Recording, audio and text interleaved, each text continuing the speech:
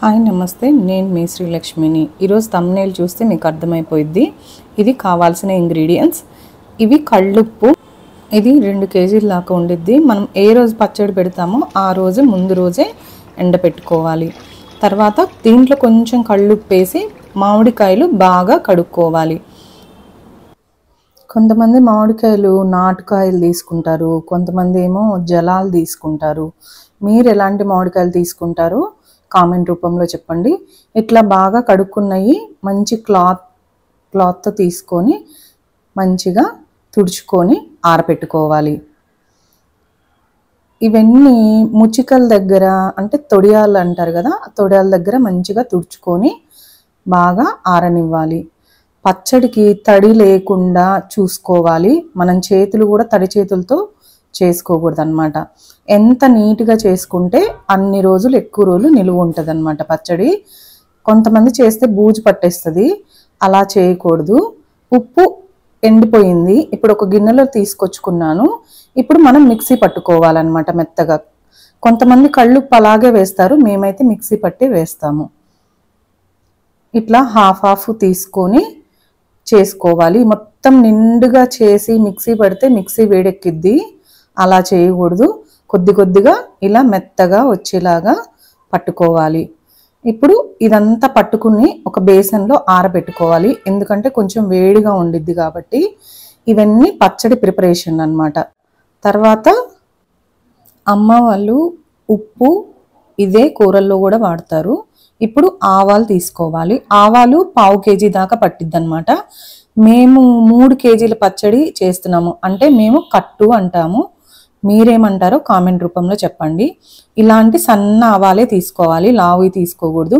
మీకు చూపిస్తున్నా కదా, ఇంత సన్నగా ఉండాలన్నమాట. ఎర్రగా సన్నగా ఉంటాయి ఆవాలు. ఇవి ఒక 1/2 కేజీ తీసుకున్నాను. మెంతులు ఒక 2 టేబుల్ స్పూన్స్ చాలు, ఎక్కువ అక్కర్లేదు. ఒక బేసన్ తీసుకొని ముందు మంచిగా ఫ్రై చేసుకోవాలి, లో ఫ్లేమ్లోనే చేసుకోవాలి. తర్వాత ఆవాలు కూడా వేసుకొని వేయించుకోవాలి. ఇదంతా సన్నటి మంటలోనే చేసుకోవాలి. మనం మాత్రము పెద్ద మంట పెట్టేసుకొని ఎక్కువ మార్చేస్తే మాత్రం మాడిపోతాయి. దగ్గరుండి సన్న మంట మీద చేసుకొని పక్కకి దించేసుకోవాలన్నమాట. ఇవి చల్లారవాలి. ఇప్పుడు మామిడికాయ ముక్కలు కొట్టే ఆవిడని మేము పిలిపించుకున్నాము. ఎవ్రీ ఇయర్ ఇలా కొట్టడానికి వస్తుంది ఆవిడే. ముక్కలు మంచిగా ఈవెన్గా ఒకటే సైజు కొట్టేసి ఇచ్చేస్తుంది అన్నమాట. మనము ఆ ముక్కల్ని అన్నీ క్లీన్ చేసుకోవాలన్నమాట. మంచి కాటన్ క్లాత్ తీసుకొని దాంతో నీట్గా ఇలా పైన లేయర్స్ లాగా వస్తుంది కదా, జీడి ముక్కలు అవేం తగలకుండా నీట్గా మళ్ళీ కాటన్ క్లాత్తో తుడుచుకొని ముక్కలన్నీ మనం పచ్చడి ప్రిపేర్ చేసుకునే బౌల్లోకి తీసుకోవాలన్నమాట. తడి చేతులు తగలనివ్వకూడదు, జాగ్రత్తగా చూసుకోండి. ఈవెన్గా ఒకటే సైజు చేయించుకున్నాం ముక్కలు. మేమైతే నాటుకాయలు వాడుతున్నాము. ఓకే, మీరేం కాయలు వాడతారో చెప్పండి. రకరకాల మామిడికాయలు ఉంటాయి.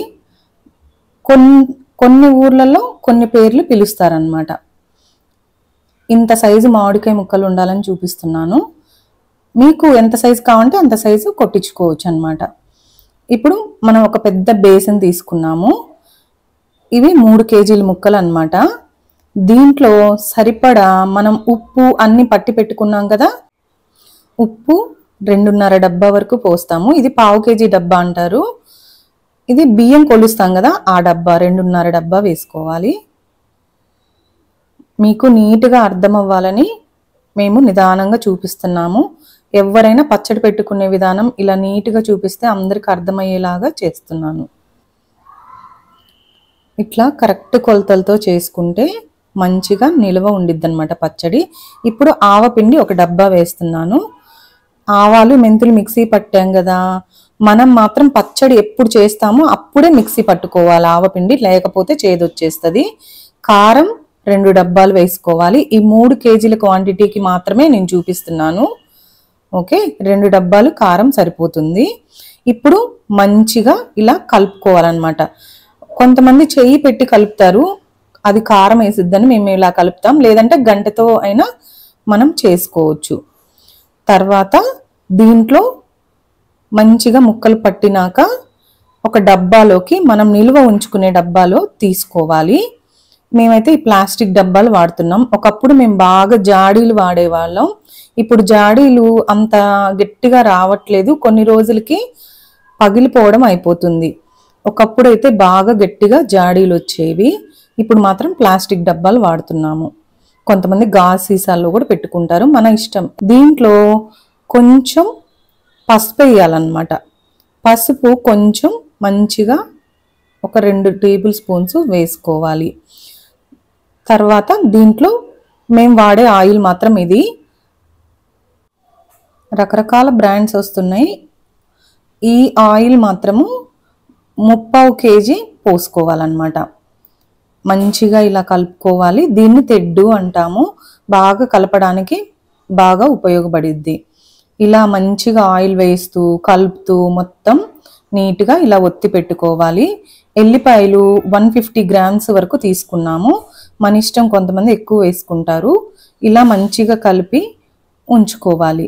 పచ్చడి రెడీ.